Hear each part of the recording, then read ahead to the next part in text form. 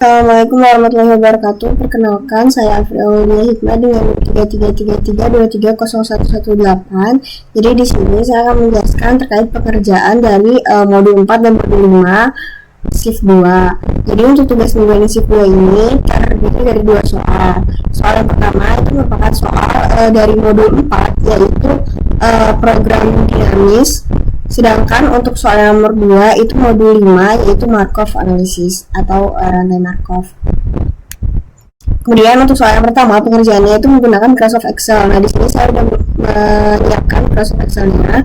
Nah, jadi untuk soal yang pertama itu kita harus menentukan lintasan yang optimal dari kota 1 ke kota 10 untuk meminimumkan biaya yang dikeluarkan. Nah, di sini sudah saya masukin gambarnya supaya lebih gampang. Oke, jadi karena saya mau menggunakan yang backward, jadi kita hitung dulu ada berapa stage. Nah, di sini karena dari belakang, jadi kan ini kan 10 ya, ini kan 10. Maksudnya kan dari kota 1 ke kota 10. Berarti yang 10 ini kan kita tujuannya, berarti dia nggak dihitung stage. Kemudian yang ini berarti kan 1, 2, 3, 4. Nah, berarti kan ada 4 stage. Nah, kalau misalkan stage yang sebenarnya itu kan dia dari depannya, berarti kan ini 1, ini stage 1, ini stage 2, ini stage 3, dan ini stage 4. Nah, jadi total itu ada 4 stage. Jadi untuk yang stage yang keempat itu kita masukin yang di sini kotanya, kita masukin kota yang mau ke kota 10. Jadi kota yang paling dekat ke kota 10. Nah, di sini ada kota 8 dan ada kota 9. Nah, untuk yang ini X4 itu kan bukan kayak tujuannya gitu loh. Tujuan dari si stage 4 ini tuh apa? Nah, tujuannya kan kita mau ke kota 10 ya. Jadi kita tulis di sini kota 10 dua-duanya. Nah, untuk yang F4-nya ini itu merupakan nilai dari kota 8 ini ke kota 10 itu berapa gitu. Jadi kalau untuk yang 8 ke 10 kan ini ya, berarti dia 3. Kemudian untuk yang 9-nya itu 4. Nah, setelah itu kita lanjut ke stage 3. Stage 3 itu yang ini nih, dia ada 5, 6, dan 7. Jadi kita tulis dulu di sini kota 5.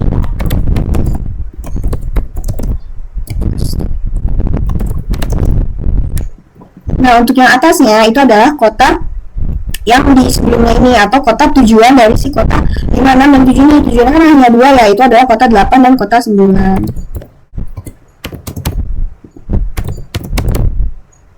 Nah, untuk dari 5, untuk yang menghitung di sini itu sedikit berbeda. Jadi, penghitungan itu dari yang ini seperti ini. Jadi, nilai dari kota 5 ke kota 8 itu berapa? Kemudian ditambahkan dari nilai kota 8 ke kota 10 yang di sini. Jadi, ini tuh merupakan nilai total gitu. Jadi, perhitungan itu adalah nilai total dari nilai kota 5 ke kota 8 kemudian ke kota 10 itu berapa gitu. Jadi kayak lainnya tuh dari sini dari 5 kemudian ke 8 kemudian ke 10. Jadi perhitungannya tuh ditambahkan gitu. Nah, untuk dari yang kota 5 ke kota 8 itu adalah 1 kemudian ditambahkan sama yang di sini. Kota 6 juga sama, kota 6 ke kota 8 adalah 6 ditambahkan dengan yang kota 8 ini. Nah, kemudian untuk kota 7 itu kan di sini ke kota 8 adalah 3 ditambahkan dengan yang ini. Saya itu sama juga dengan kota 9. Sudah masuk kota 5 ke kota 9.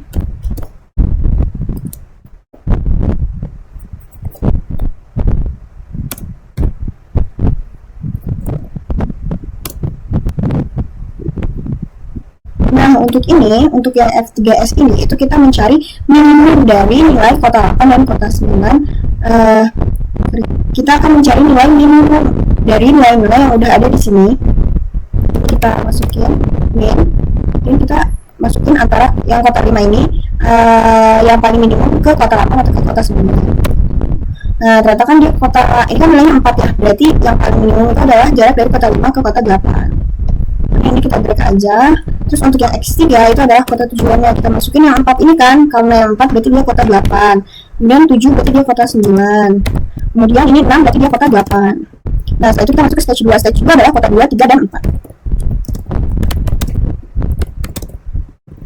Nah, untuk yang ini itu adalah kota yang sebelumnya, yaitu kota 5 atau kota tujuannya, kota 6 dan kota 7. Nah, terus kita hitung lagi kota 2 ke kota 5. Ini di sini kota 2 ke kota 5 itu adalah 7. Kemudian kita tambahkan juga dengan yang di sini kan kota 5, berarti yang ini kota 5 nih. Nah, berarti kita masukin yang di sini 4. Terus yang juga sama, kota 3 ke kota 5 itu adalah 3 ditambah dengan ini.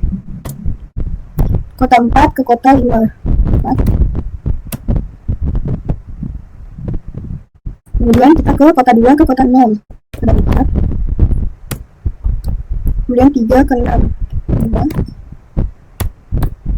4 ke 6. 1 kota 7. Kota 2 ke kota 7 adalah 6. Kota 3 ke kota 7.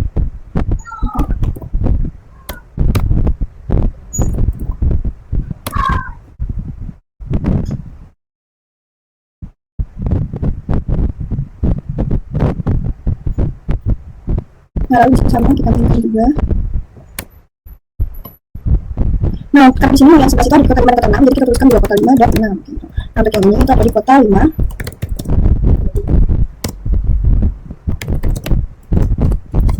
Nah, kemudian untuk yang stage 1, jadi satu aja di sini kan. Jadi kita masuk ke kota 1, kemudian untuk ada kota asalnya atau kota sini, kota 2, kota 3 dan kota 4. Nah, dari kota 1 ke kota 2 adalah 2 ditambah dengan nilai yang di sini. Jadi untuk nilai kota 2 itu adalah 11, kita masuk di sini. Kemudian kota 1 ke kota 3, sini 4 ditambah sama ini. Kita masuk lagi kota 1 ke kota 4, dari 3. Kita masukin ini. Ternyata ini adalah kota 3. Tujuannya adalah kota 3 dan kota 4. Nah, selanjutnya kita masukin ke keputusan atau solusi optimalnya. Jadi di sini kita bisa lihat di kota 1, ya kan? Berarti kita masukin di sini kota 1. Kota 1 itu bisa ke kota 3 dan kota 4. Jadi kita masukin di sini kota 3 dan kota 4. Kita masukin di sini kota 1 juga. Nah, setelah itu kita lihat lagi nih, ini kan tujuannya ada kota 3 dan kota 4. Ini kota 3 dan kota 4. Untuk yang kota 3 itu kita langsung ke kota 5.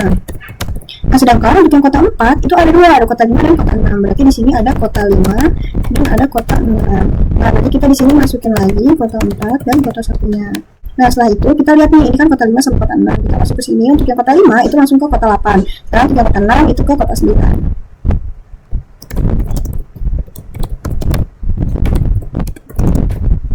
Nah, setelah itu kita lihat nih, kota 8 langsung ke 10 dan kota 9 langsung ke 10. Jadi di sini langsung ke 10 ya.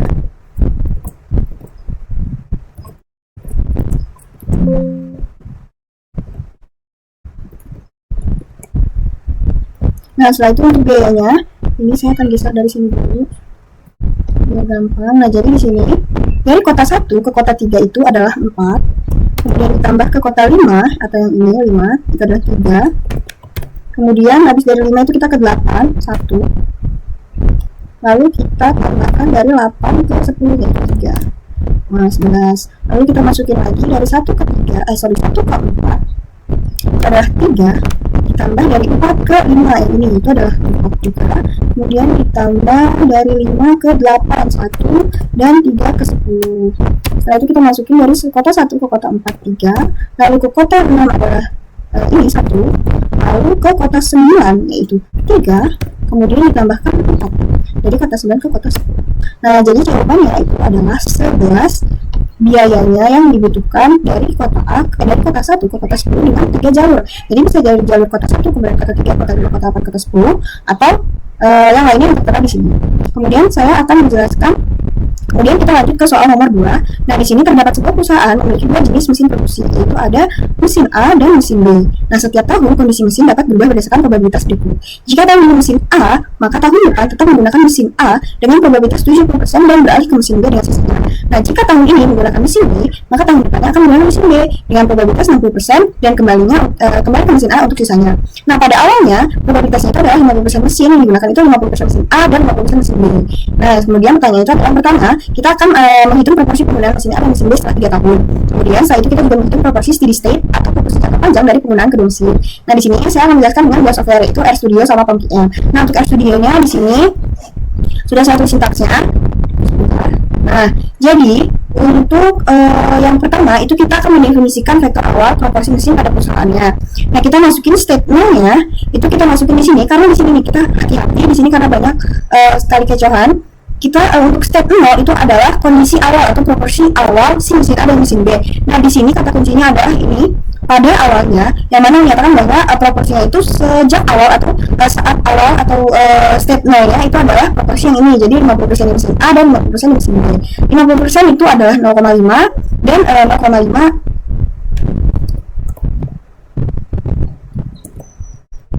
jadi 50% untuk mesin A dan 50% untuk mesin B. Nah, setelah itu kita definisikan matriks transisinya.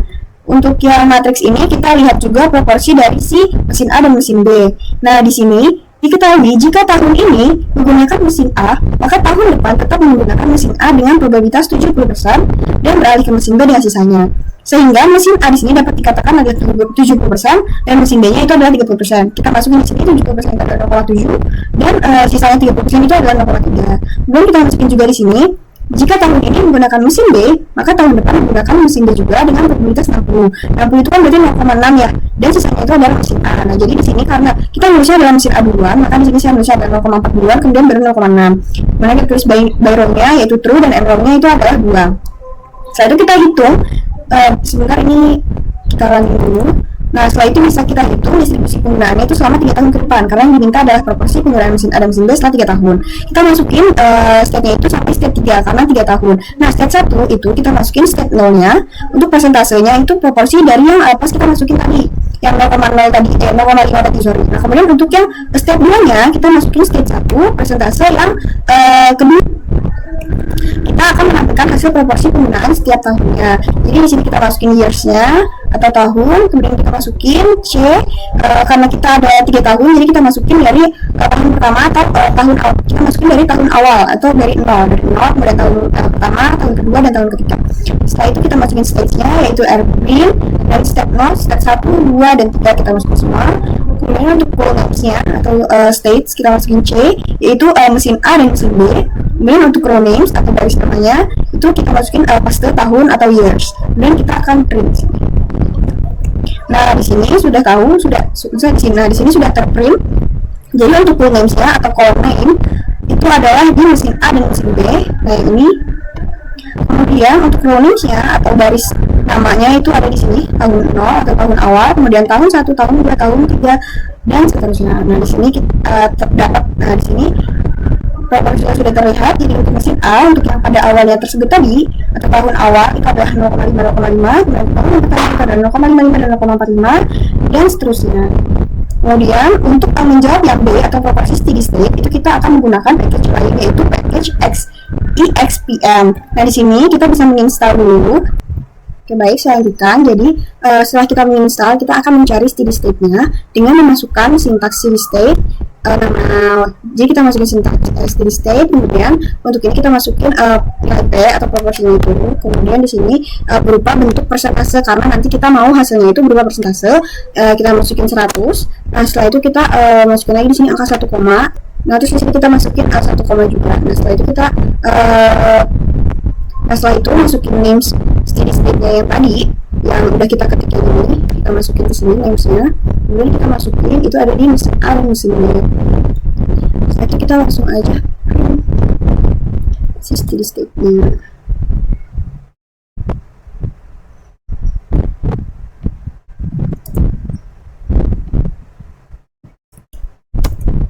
Nah, jadi di sini sudah terprintkan. Jadi untuk yang mesin A itu adalah 0,5714286 dan untuk yang mesin B itu adalah 0,4285714. Nah, setelah itu untuk pembuktiannya kita akan mengerjakan di software PemQM. Nah, jadi untuk software PemQM ini yang pertama itu adalah kita jadi yang pertama itu kita ke Markov analysis di sini. Nah, di sini number of state-nya itu adalah karena tadi kita hanya di mesin A dan mesin B, berarti number of state-nya itu adalah 2. Nah, kemudian di sini bisa kita ganti mesin A dan mesin B. Nah, untuk inisial itu adalah kondisi awal atau proporsi awal yang 0,5 tadi.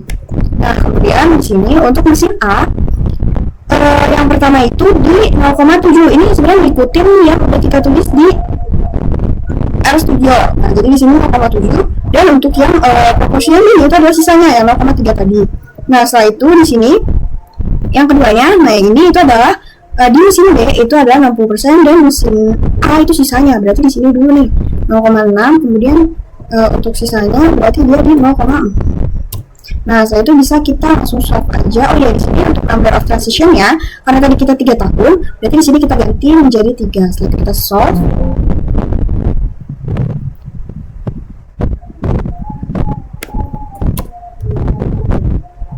nah di sini kelihatan untuk mesin A itu ada di 0,583.